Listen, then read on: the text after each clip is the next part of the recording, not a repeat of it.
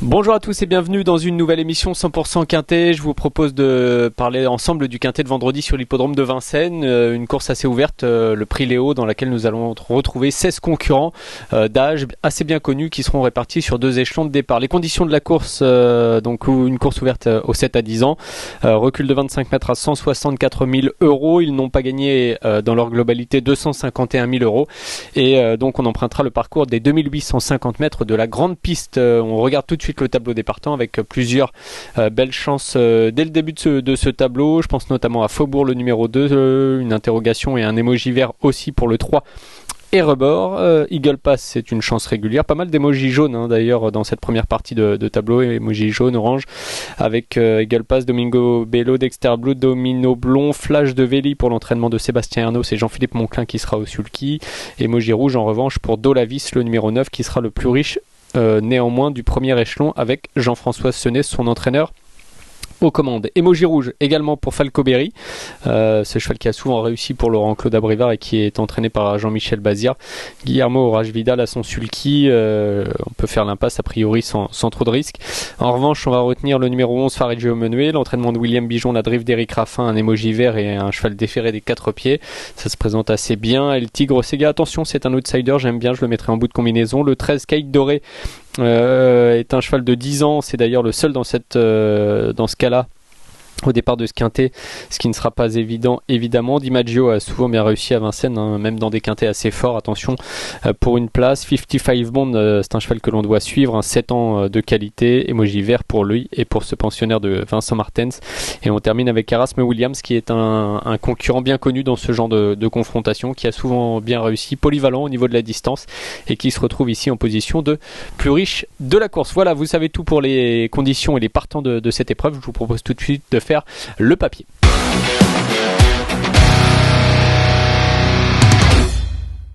Et on commence notre étude avec, comme le veut la coutume dans cette émission 100% Quintet, un classement en 5 chevaux dans un ordre préférentiel. On va tout de suite s'intéresser au cas de mon favori, c'est le numéro 2 Faubourg. Un cheval assez sérieux, même très sérieux depuis qu'il a intégré les boxes de Pierre-Yves Verva.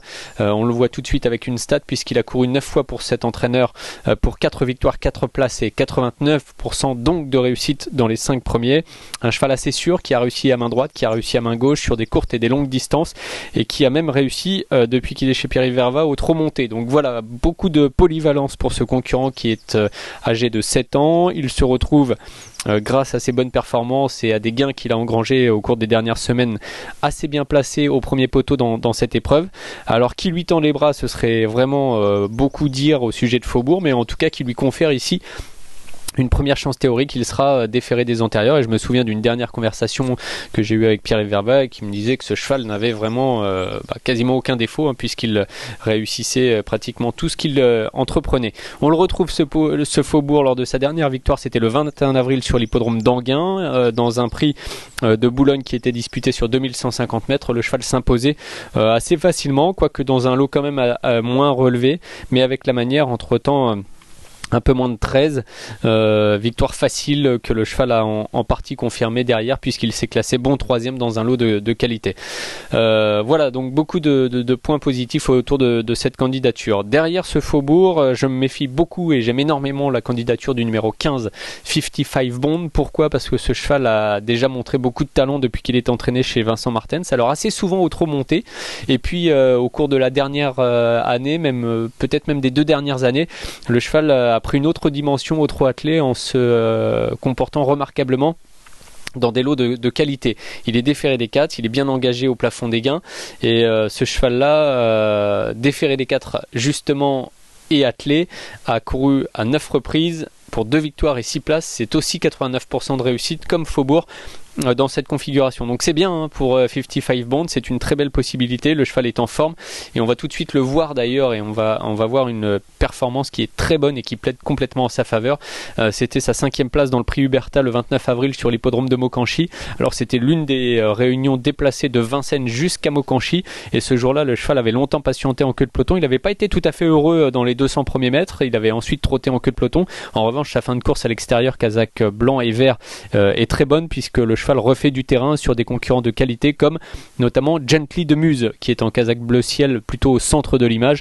Donc voilà, très bon comportement de 55 Bond, même si le cheval ne se classait que 5e entre guillemets ce jour-là, c'était une très bonne performance qui lui confère tout à fait une première chance ici. Derrière ces deux-là, je vais retenir Fareggio Menuet. Alors Fareggio Menuet, il est assez bien connu, il est très régulier.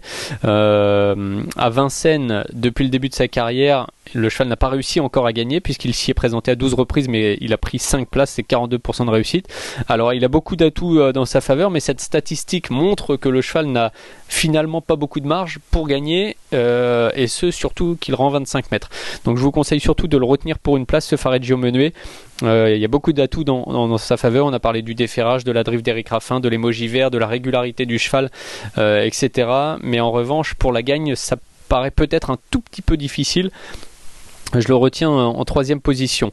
Avec ces trois-là, je vais faire une place dans mon prono au numéro 4, Eagle Pass. Pourquoi ? Parce que ce cheval-là a montré de belles choses, notamment lorsqu'il a conclu son année 2021. Il a couru 3 fois cette année pour 2 9e places et un échec. Je lui en tiens moyennement rigueur parce qu'il avait très bien couru en revanche.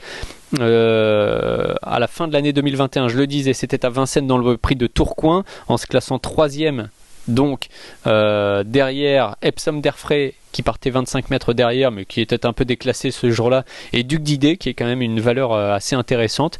Donc voilà, Eagle Pass au premier poteau, déféré des 4 pieds, c'est une casaque rouge, je ne l'ai pas souligné, mais sur la course de ref on voit Epsom d'Airfray s'imposer et Eagle Pass casaque rouge prendre la 3e place. Donc déféré des 4 avec Anthony Barrier au premier échelon. Il a l'air d'être en mesure de pouvoir prendre une place. Donc voilà, il y a beaucoup de possibilités derrière les 2 ou 3 favoris que j'ai cités précédemment. Et cet Eagle Pass en fait partie. Et puis pour conclure mon prono, alors là je vais tenter un coup de poker avec El Tigre Sega. Pourquoi ? Parce que ce cheval là, qui court assez souvent ferré, a réalisé une bonne valeur lors de sa dernière tentative en se concluant 5e. Pourquoi ? Parce qu'il concluait 5e juste derrière Fareggio Menuet qui était déféré des 4 pieds sur l'hippodrome de Laval. On revoit cette course d'ailleurs, c'était le prix Louis Baudron qui s'est disputé le 28 avril donc sur l'hippodrome de Laval. Fareggio Menuet, c'est une casaque noire et bleu ciel qui est plutôt le long de la corde sur une 4e ligne dans le dernier tournant. Le cheval va se faufiler et il va refaire du terrain sur Fareggio Menuet, casaque blanche et bleue de William Bijon. Tout au long de la ligne droite, on voit que le cheval va grappiller quelques centimètres sur son adversaire, donc c'était plutôt bien. Ces deux-là se retrouvent dans une configuration qui est la même, c'est-à-dire Fareggio Menuet déféré des 4 pieds et El Tigre Sega ferré. Donc voilà, je me dis que pourquoi pas pour une place, El Tigre Sega, c'est un cheval de qualité qui a déjà performé à bon niveau. Attention, c'est pas un extrême outsider ici, c'est un cheval qui va partir à une cote élevée mais qui a une chance théorique assez régulière. Voilà pour El Tigre Sega qui conclut donc mon prono, le numéro 12. Bah écoutez, voilà pour l'étude de cette course. Il y a beaucoup de chevaux qu'on aurait pu citer. J'aurais pu citer bien sûr Erebor, le numéro 3, qui me semble avoir une chance. J'aurais pu citer Domino Blond, Flash de Velli, qui eux aussi à mon sens ont une chance de finir à l'arrivée. Pourquoi pas DiMaggio et Erasme Williams aussi à 25 mètres. Mais bon, dans les courses il faut faire des choix. Et mon prono en 5 a été sélectionné ainsi. Voilà pour l'étude. Je vous propose tout de suite de conclure cette émission dans notre dernière rubrique, le Notre Choix.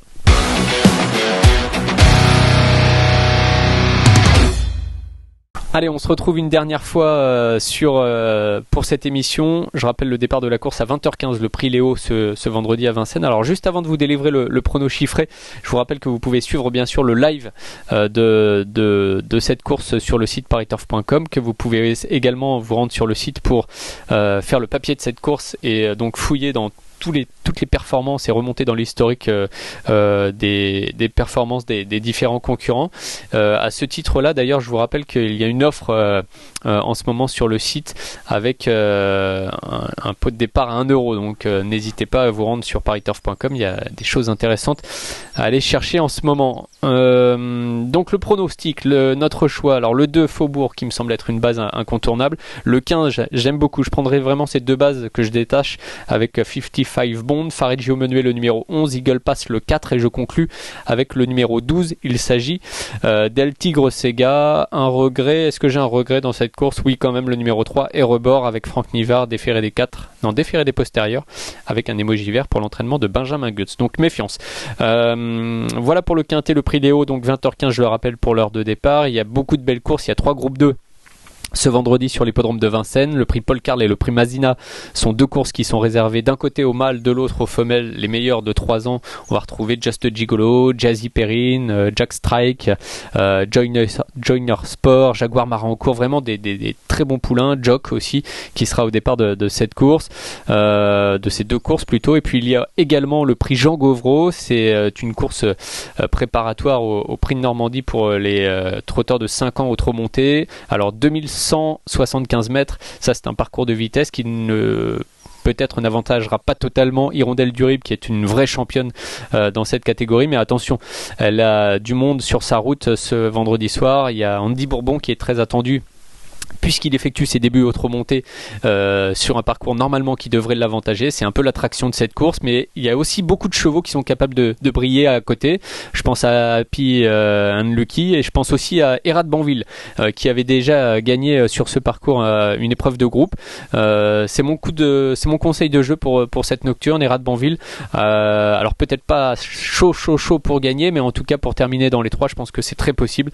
La jument a été préparée pour cet objectif et tout a l'air de bien se présenter pour elle. Voilà, je vous souhaite à tous de bons jeux. On se retrouve très vite dans une nouvelle émission 100% Quintet. Salut à tous.